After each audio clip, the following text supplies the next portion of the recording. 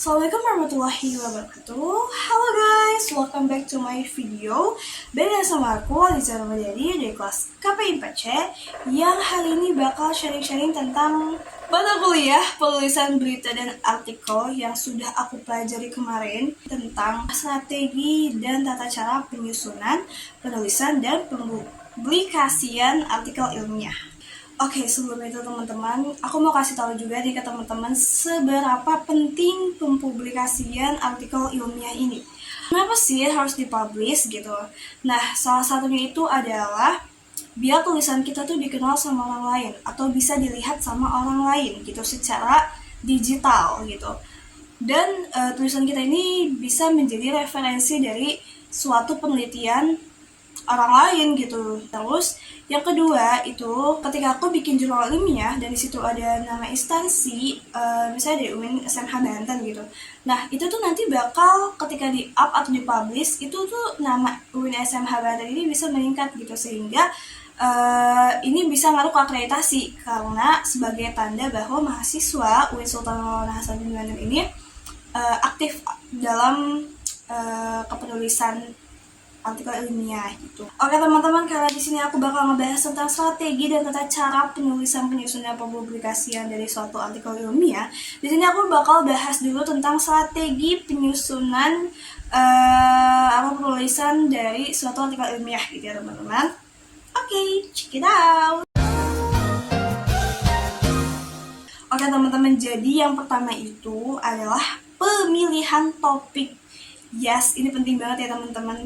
Nah, dalam pemilihan topik juga kita harus hati-hati atau kita punya strateginya gitu, jadi nggak bisa sembarangan gitu loh. Jadi kita itu dalam pemilihan topik itu biasanya cari bahan yang sekiranya kita udah lumayan kuasai gitu, udah lumayan kita punya bahan banyak gitu. Nah lalu tentunya topik ini tuh harus bermanfaat bagi orang lain gitu, jangan sampai kita bikin yang cuma beberapa orang aja nih yang tahu atau yang relate gitu. Jadi kita tuh bikinnya yang bisa bermanfaat bagi orang lain gitu. Nah terus juga cara memilih topik itu salah satunya juga adalah dengan mencari topik yang menarik dan topiknya ini tidak terlalu baru gitu. Jadi ini tuh topiknya bisa jangka panjang juga gitu. Nah tentunya ketika kita memilih topik itu jangan cari topik yang kontroversial karena ini bakal memicu banyak pertanyaan atau mungkin masalah-masalah atau persoalan baru gitu ya teman-teman. Jadi kita yang aman-aman aja gitu. Oke teman-teman, selanjutnya adalah penentuan judul. Yes, penentuan judul ini penting juga ya teman-teman, dan kita juga gak bisa sembarangan dalam memilih judul karena ini adalah topik dan judul yang akan kita bahas nanti di artikel kita gitu. Nah, caranya itu adalah dengan mencari judul yang spesifik gitu. Jadi kita tuh kalau bikin judul tuh yang spesifik, jangan yang masih umum pembahasannya karena itu bakal lebih panjang dan susah gitu. Jadi kita cari itu yang lebih spesifik gitu. Oke, selanjutnya adalah penelitian dan pengumpulan data. Yes, jadi penelitian dan pengumpulan data ini adalah bagaimana cara kita menentukan metode yang akan kita lakukan ketika kita meneliti sesuatu gitu ya. Dan juga pengumpulan datanya itu kayak bagaimana kita mencari dan mengumpulkan data sesuai dengan topik atau pembahasan yang akan kita cari gitu. Makanya banyak kan dari kayak mahasiswa biasanya tuh kayak nyebar-nyebar kuesioner kayak gitu-gitu. Nah itu juga salah satu dari pengumpulan data gitu, demografi.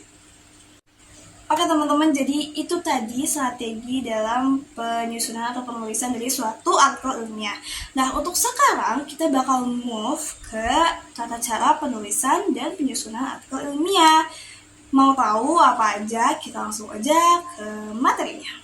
Oke teman-teman, yang pertama itu ada judul ya, yang tadi udah kita bahas lah ya, judul teman-teman udah paham. Nah yang kedua itu ada baris kepemilikan. Nah biasanya strukturnya itu habis judul, baris kepemilikan. Nah baris kepemilikan ini bentuknya tuh yang basic ya, nama, terus bawahnya tuh ada instansi gitu-gitu, email kayak gitu. Nah terus di bawahnya lagi ada abstrak. Mungkin teman-teman udah pada paham ya abstrak kayak gimana. Terus bawahnya lagi ada keywords atau kata kunci. Lalu kita masuk ke pendahuluan, lalu metode penelitian, dan kita masuk lagi ke hasil penelitian. Lalu kita masuk ke kesimpulan dan saran, terus juga ada ucapan terima kasih dari kita juga gitu, kayak epilog, dan yang terakhir ada daftar pustaka. Oke, sekarang kita masuk ke publikasi dari suatu artikel ilmiah. Oke, yang pertama itu adalah mencari sasaran jurnal. Kalau kita mau mempublikasi jurnal kita, khususnya yang biar terindeks Sinta gitu, kita juga harus nyari nih kita mau uploadnya di mana gitu. Nah, kalau kita mau nyari gimana caranya gitu, kita buka aja dulu webnya Sinta.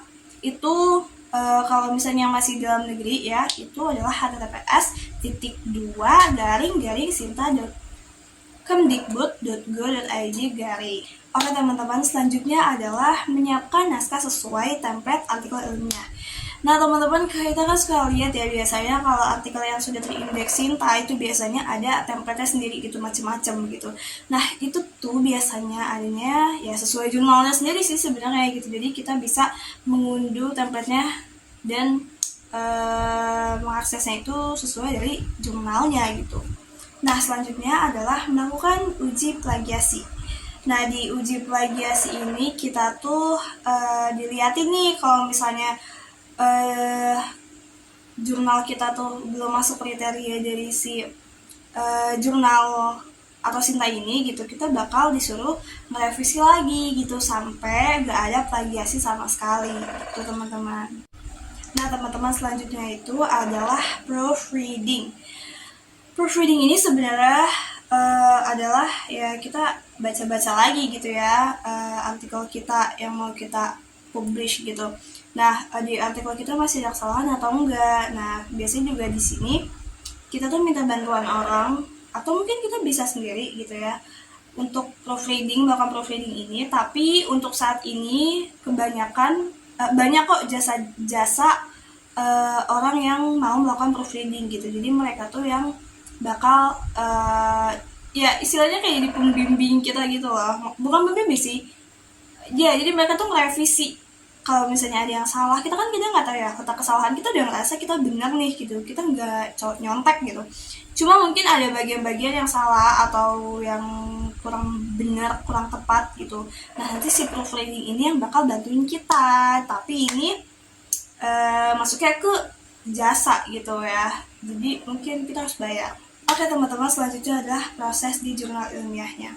Nah ketika kita sudah menyiapkan semuanya dengan baik gitu ya, bahkan template, sasaran dan segala macamnya kita udah baik, kita itu tinggal nge-upload atau nge-publish di jurnal ilmiahnya. Caranya adalah kita dengan bikin akun dulu di jurnal ilmiah tersebut. Lalu setelah itu kita upload, kita kita upload dulu naskah kita. Nah setelah itu naskah kita akan dicek oleh pihak-pihak dari jurnal ilmiah tersebut gitu, kayak ada editornya, terus juga ada pengujinya juga. Jadi mereka yang bakal merevisi surat kita, naskah kita. Kalau seandainya ada yang masih salah dari artikel kita atau naskah kita, masih ada beberapa hal yang belum layak gitu ya untuk dipublish, itu bakal dikembalikan kepada kita dan kita disuruh revisi gitu. Tapi kalau seandainya udah benar, udah bagus ya berarti tinggal dipublish aja sama mereka gitu. Jadi kayak gitu teman-teman. Nah teman-teman, jadi kayak gitu aja tata cara dan juga strategi dari penulisan, penyusunan, dan pempublikasian sebuah artikel ilmiah gitu. Nah untuk teman-teman yang masih bingung boleh komen di bawah bingungnya di bagian mana ya, mungkin semoga teman-teman juga paham. Dan ya mungkin untuk video kali ini dan pertemuan kali ini sampai di sini saja. Kurang lebihnya mohon maaf. Wassalamualaikum warahmatullahi wabarakatuh. See you next time. Bye bye.